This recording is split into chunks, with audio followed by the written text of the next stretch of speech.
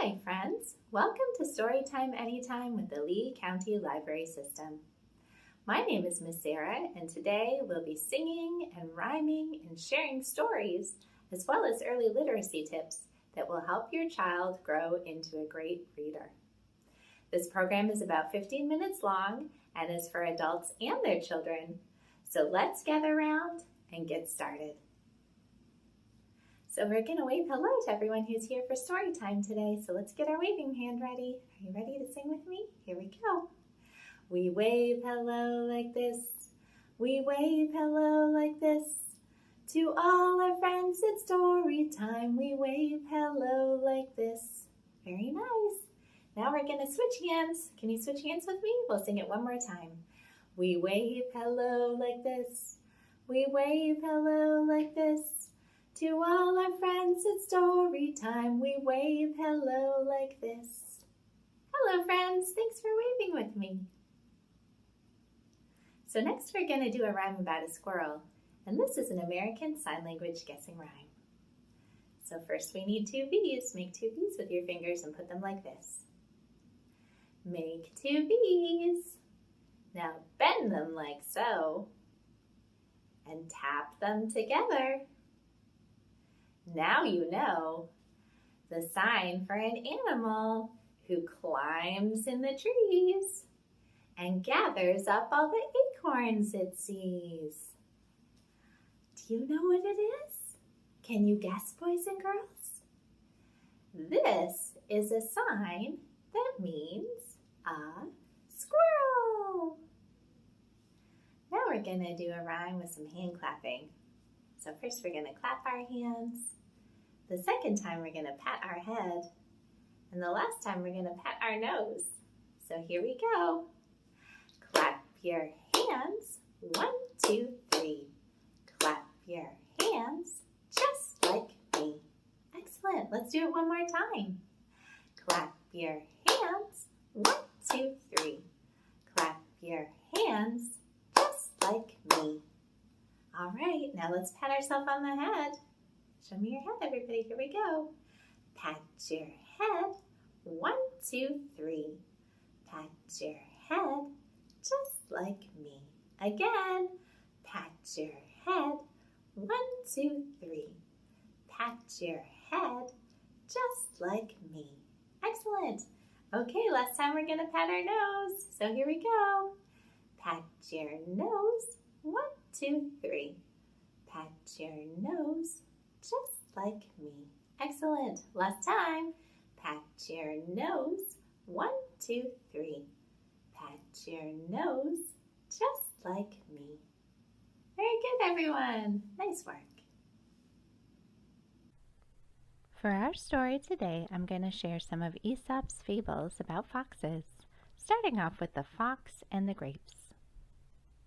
One day, a fox spied a beautiful bunch of ripe grapes hanging from a vine trained along the branches of a tree. The grapes seemed ready to burst with juice, and the fox's mouth watered as he gazed longingly at them. The bunch hung from a high branch, and the fox had to jump for it. The first time he jumped, he missed it by a long way. So he walked off a short distance and took a running leap at it, only to fall short once more. Again and again he tried, but in vain. Now he sat down and looked at the grapes in disgust. "What a fool I am," he said. "Here I am wearing myself out to get a bunch of sour grapes that are not worth gaping for." And off he walked, very, very scornfully. Now it's time for the story of the fox and the stork. One day, the fox thought of a plan to amuse himself at the expense of the stork, at whose odd appearance he was always laughing. "You must come and dine with me today," he said to the stork, smiling to himself at the trick he was going to play. The stork gladly accepted the invitation and arrived in good time with a very good appetite.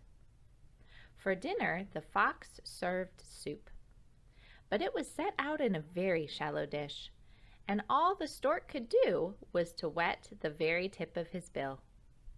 Not a drop of soup he could get. But the fox lapped it up easily, and, to increase the disappointment of the stork, made a great show of enjoyment. The hungry stork was much displeased at the trick, but he was a calm, even-tempered fellow, and saw no good in flying into a rage. Instead, not long afterward, he invited the fox to dine with him in turn. The fox arrived promptly at the time that had been set, and the stork served a fish dinner that had a very appetizing smell. But it was served in a tall jar with a very narrow neck.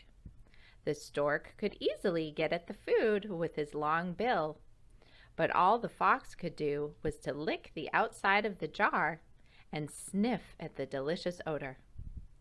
And when the fox lost his temper, the stork said calmly, "Do not play tricks on your neighbors unless you can stand the same treatment yourself."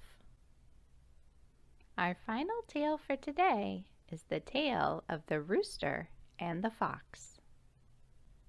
One bright evening, as the sun was sinking on a glorious world, a wise old rooster flew into a tree to roost. But before he composed himself to rest, he flapped his wings 3 times and crowed loudly. But just as he was about to put his head under his wing, his beady eyes caught a flash of red and a glimpse of a long pointed nose, and there, just below him, stood Master Fox. "Have you heard the wonderful news?" cried the fox in a very joyful and excited manner. "What news?" asked the rooster, very calmly. But he had a queer, fluttery feeling inside him, for, he was very much afraid of the fox. "Your family and mine and all the other animals have agreed to forget their differences and live in peace and friendship from now on forever. Just think of it. I simply cannot wait to embrace you. Do come down, dear friend, and let us celebrate the joyful event." "How grand!" said the rooster. "I certainly am delighted at the news." But he spoke in an absent way, and stretching up on tiptoes, seemed to be looking at something afar off. "What is it you see?" asked the fox, a little anxiously. "Why, it looks to me like a couple of dogs are coming this way. They must have heard the good news and—" But the fox did not wait to hear more. Off he started on a run. "Wait!" cried the rooster. "Why do you run? The dogs are friends of yours now." "Yes," answered the fox, "but they might not have heard the news. Besides, I have a very important errand that I had almost forgotten about." The rooster smiled as he buried his head in his feathers and went to sleep, for he had succeeded in outwitting a very crafty enemy. And now for today's early literacy tip. Reading folk tales and fairy tales to your child lets them hear words and grammatical structures that we don't use in everyday speech. This helps your child learn new words and new ways of speaking, all of which helps your child get ready to read. Next, we're going to sing the song The More We Get Together, and we're going to do some more American Sign Language signs to go with it. So this is more. This is together.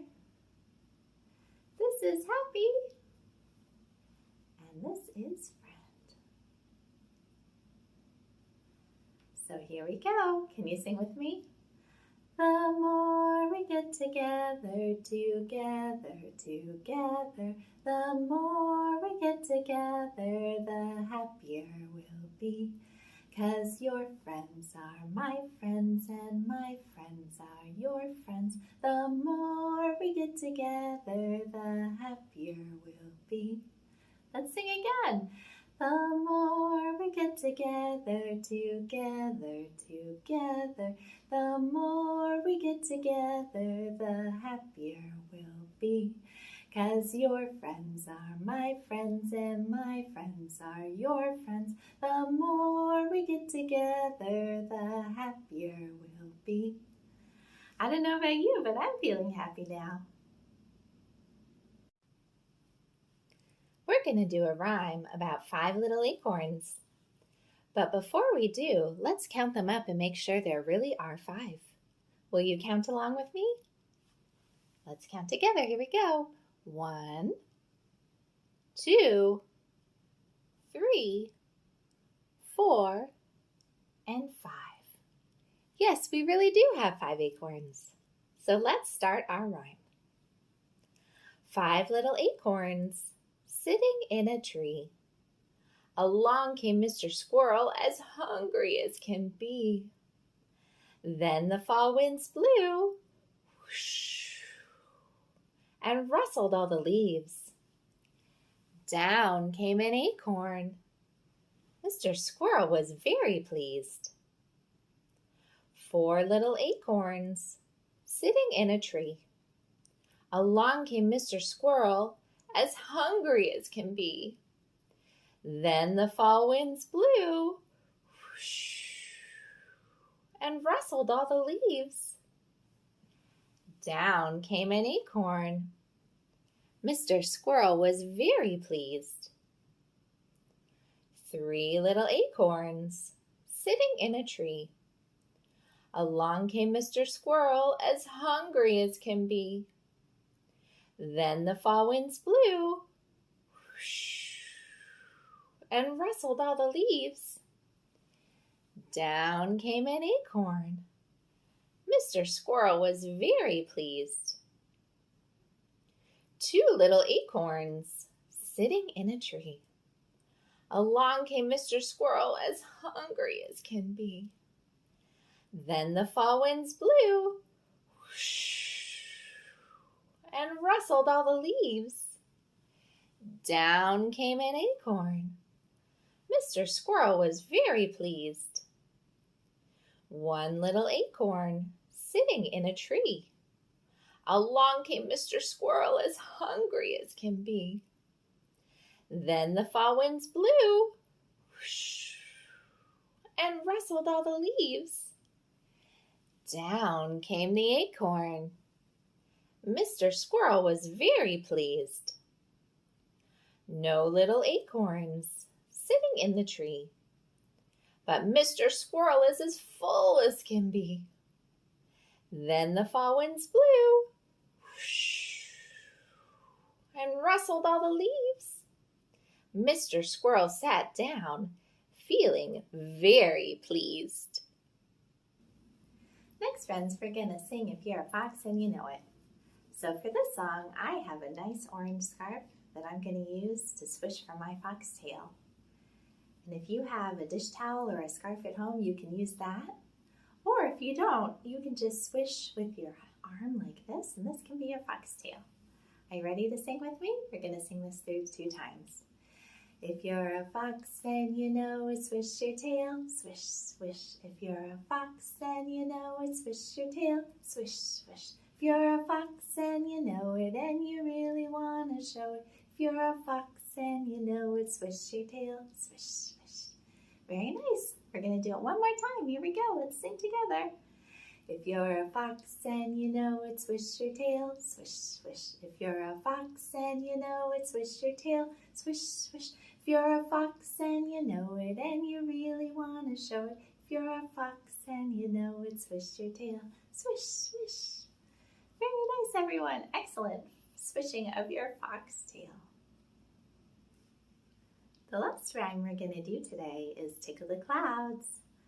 So let's see your tickling fingers. Let's get ready to do it together. Here we go. Tickle the clouds and tickle your toes. Tickle down low. Clap your hands and tickle your nose. Very nice. Reach down low and reach up high. Story time's over, so wave bye-bye. Thank you so much for tuning in to Storytime Anytime.